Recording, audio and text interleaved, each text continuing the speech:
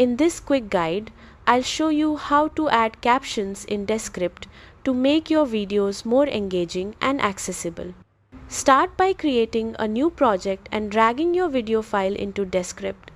As soon as it uploads, Descript automatically transcribes your audio and syncs the text perfectly with your video timeline, saving you a lot of manual work.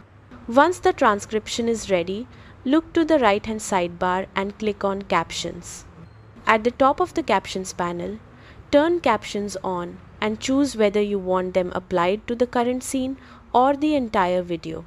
Pick a caption style, and Descript will instantly add a captions layer that stays in sync with your script. Next, customize how your captions look. In the Properties panel, you can adjust font size, alignment, colors, background, borders, and even control how active words appear on screen. This lets you match captions to your brand or video style. If your video has multiple speakers, you can add separate caption layers for each one.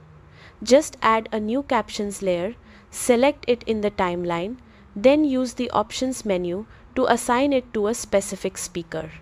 Each layer can be styled and positioned independently for better clarity. That's it. You've successfully added and customized captions in Descript fast and effortlessly.